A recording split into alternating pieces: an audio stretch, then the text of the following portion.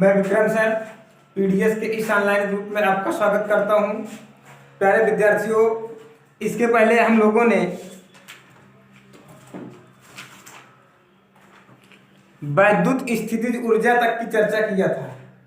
कहां तक की चर्चा किया था? वैद्युत स्थितिज ऊर्जा तक की चर्चा किया था। वैद्युत स्थितिज ऊर्जा कहते किसे हैं, परिभाषा क्या है, उसके बाद सूत्र क्या है, फिर उसका डेरिवेशन जैसी सारी चीजों पर हम लोगों ने चर्चा किया। आज हमारी अगली टॉपिक है परावैद्युत। क्या टॉपिक है हमारी? परावैद्युत टॉपिक है। क्या टॉपिक है? परावैद्युत। परावैद्युत को अंग्रेजी में कहा जाता है डाइइलेक्ट्रिक। क्या कहा जाता है? परावैद्युत को अंग्रेजी में क्या कहा जाता है? डाइइलेक्ट्रिक। इसकी परिभाषा क्या है?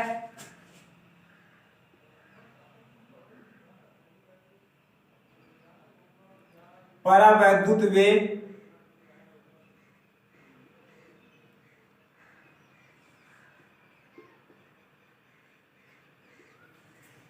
परावैद्युत वे कुचालक पदार्थ हैं जो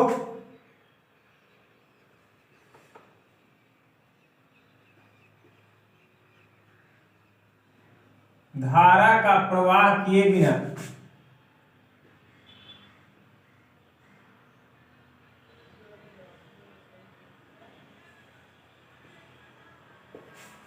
क्या लिखा हम लोगों ने? परावैद्युत वे कुचालक प्रवाह किए बिना धारा, परावैद्युत वे कुचालक पदार्थ जो धारा का प्रवाह किए बिना वैद्युत प्रभावों को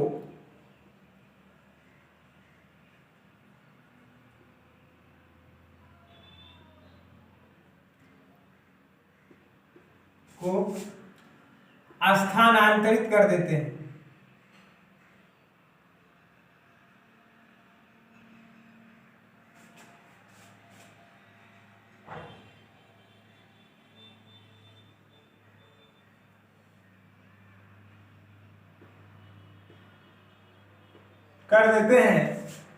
परावैद्युत पदार्थ कहलाते हैं।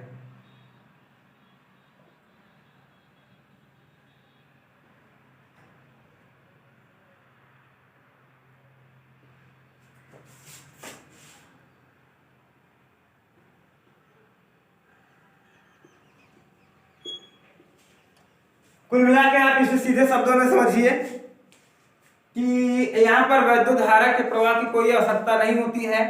ये अपने में से क्या होते हैं? आवेशों को गुजरने देते हैं। ठीक है, तो इस प्रकार के पदार्थ को क्या कहा जाता है? परावैद्युत पदार्थ कहा जाता है। ये मुख्यतः दो प्रकार के होते हैं।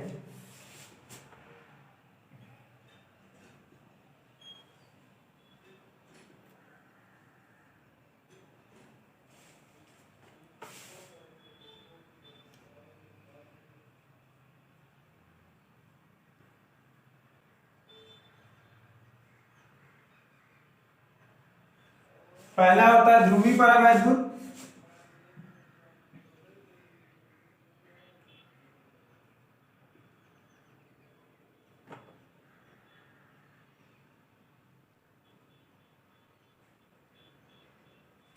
दूसरा क्या होता है हमारा? अध्रुवीय परावैद्युत। पहला क्या होता है? पहला होता है हमारा ध्रुवीय परावैद्युत, दूसरा होता है क्या हमारा? अध्रुवीय परावैद्युत। अब हम लोग सबसे पहले चर्चा ये करेंगे कि ध्रुवीय परावैद्युत किसे कहते हैं। ध्रुवीय परावैद्युत किसे कहते हैं? ध्रुवीय परावैद्युत किसे कहते हैं और अध्रुवीय परावैद्युत, दोनों पर हमको चर्चा करनी है। तो सबसे पहले हम लोग जानेंगे ध्रुवीय परावैद्युत। ऐसे परावैद्युत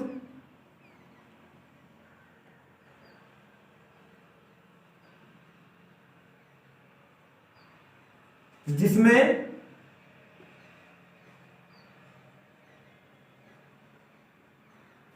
धनावेश तथा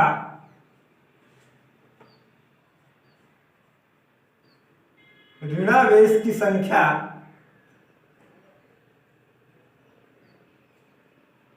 समपाती बराबर नहीं होती।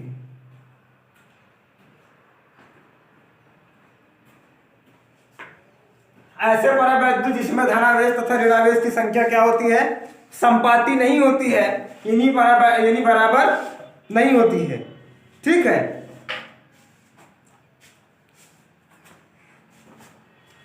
ऐसे परावैद्युत जिसमें धनावेश तथा ऋणावेश क्या होते हैं? एक दूसरे के संपाती नहीं होते हैं, उनको क्या कहा जाता है? उनको हम लोग क्या कहते हैं? ध्रुवीय परावैद्युत कहते हैं। जैसे HCl HBrCO, हाइड्रोक्लोरिक अम्ल, हाइड्रोजन ब्रोमाइड, कार्बन मोनोऑक्साइड। ये क्या है? CO क्या है? कार्बन मोनोऑक्साइड है। HBr क्या है? हाइड्रोजन ब्रोमाइड है। HCl क्या है? हाइड्रोक्लोरिक एसिड है। ठीक है। अब उसके बाद हम लोग क्या कहते हैं? ध्रुवीय परावैद्युत। ऐसे परावैद्युत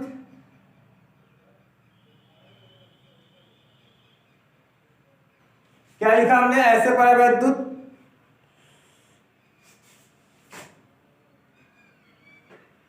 जिनके अणुओं में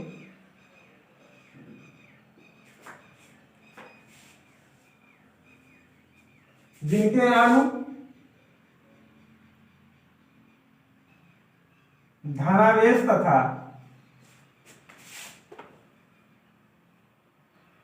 ऋणावेश केंद्र के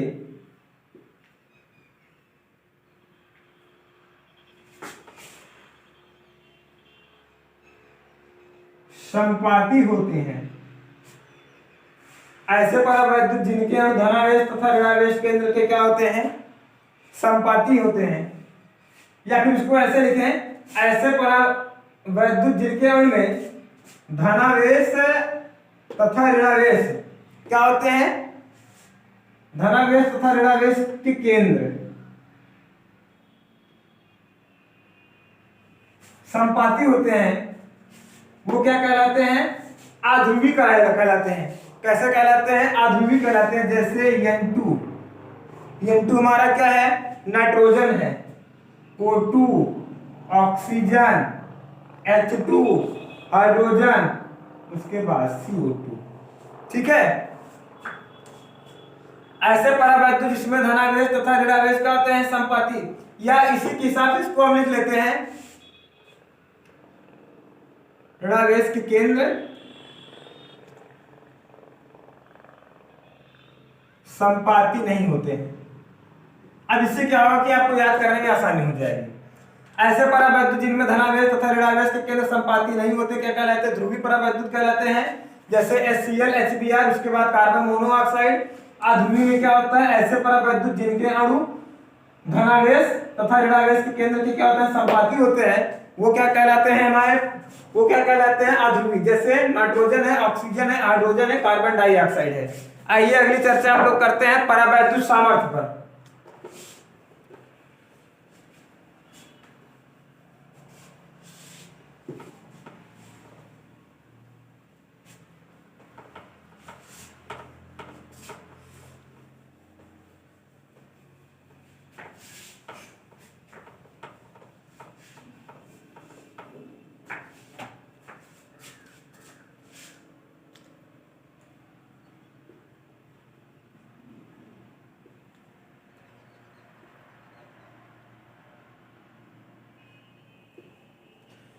डाइलेक्ट्रिक पावर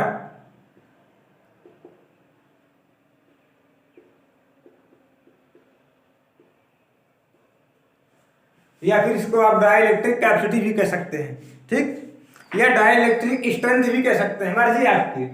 डाइलेक्ट्रिक पावर कह सकते हैं, डाइलेक्ट्रिक कैपेसिटी कह सकते हैं, डाइलेक्ट्रिक स्ट्रेंथ कह सकते हैं। तीनों बात एक है। तो आइए सबसे पहले हम क्या करते हैं? इसकी डिफिनीशन लिखते हैं। क्या करते हैं? इसकी डिफिनीशन लिखते हैं। तो हाँ, क्या होता है? परावैद्युत पर आरोपित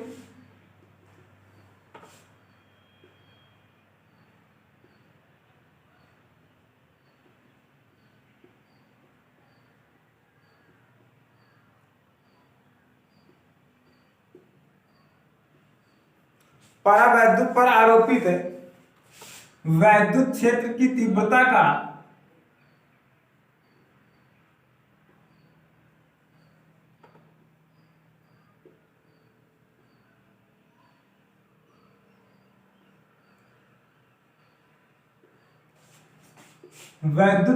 तीव्रता का वह अधिकतम मान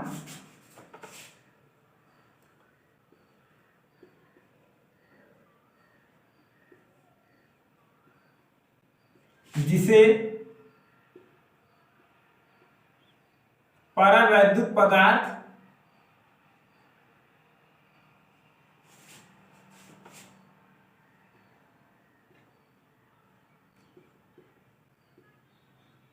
भंजन स्थिति में आए बिना सहन कर सकता है।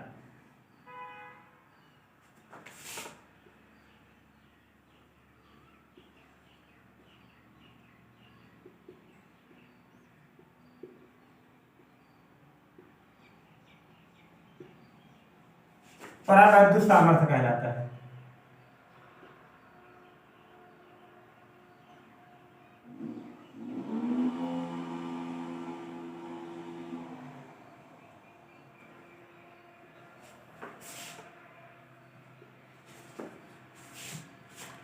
हाँ, परावैद्युत पर आरोपित वैद्युत क्षेत्र की तीव्रता का अधिकतम मान, यानी हम उस पर उतना आरोप वैद्युत क्षेत्र आरोपित कर सकते हैं जिससे वो क्या हो, वो उभंजन स्थिति में आए बिना, यानी बिना ब्रोकन हुए, बिना टूटे वो क्या कर सकता हो, सहन कर सकता हो।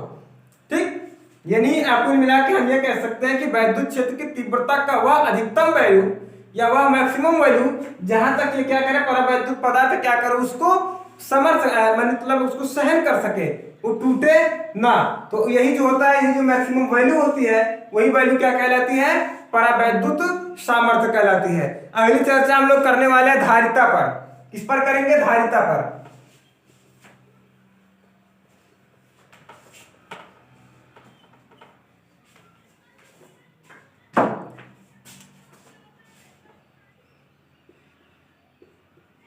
धारिता, कैपेसिटेंस। देखिए, धारिता का अर्थ होता है धारण करने की क्षमता।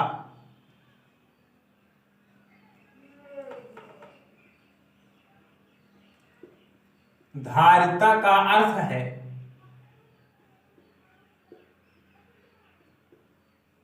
धारण करने की क्षमता।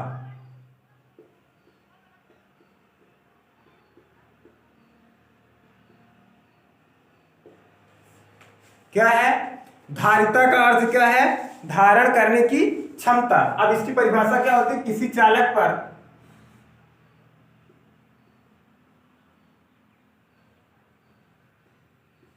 आवेश की, किसी चालक पदार्थ द्वारा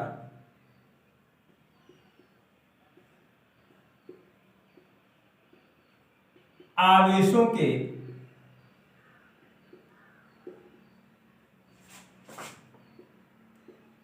अधिकतम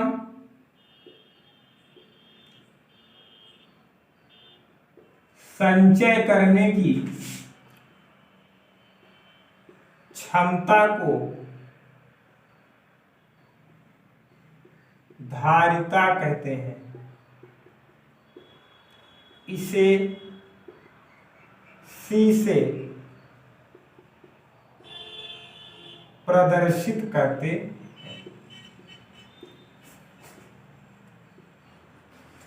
होता क्या, धारिता का अर्थ धारण करने की क्षमता, किसी चालक पदार्थ द्वारा आवेशों के अधिकतम संचय करने की क्षमता को क्या कहते हैं, धारिता कहते हैं। It is represented from C बराबर हमारा फार्मूला था, C बराबर होता है Q/V। C बराबर क्या होता है, Q/V।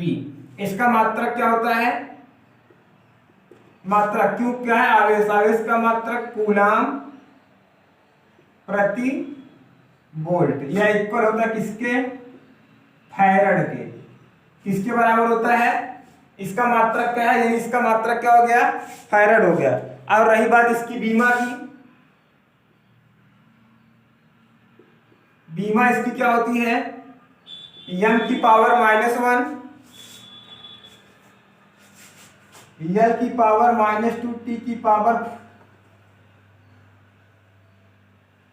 m की पावर -1 L की पावर -2 T की पावर 4, उसके बाद क्या होता है, A की पावर 2। ठीक, ये इसका मात्रक हो गया, ये इसकी बीमा हो गई। अगर स्टूडेंट चाहेंगे तो बीमा निकालने का तरीका हमने बताया, आवेश की बीमा लिख देंगे, विभव की बीमा लिख देंगे, यही आपका आंसर हो जाएगा। तो प्यारे विद्यार्थियों, आज के वीडियो लेक्चर में बस हम इतनी ही चर्चा करेंगे। आज के पूरे टॉपिक में आपको कहीं भी किसी प्रकार की समस्या हो तो आप हमारे व्हाट्सएप नंबर 88 58 19 58 65 पर व्हाट्सएप करके अथवा कॉल करके समस्या का समाधान प्राप्त कर सकते हैं। Thank you, that's all. Subscribe now and press the bell icon. Never miss an update.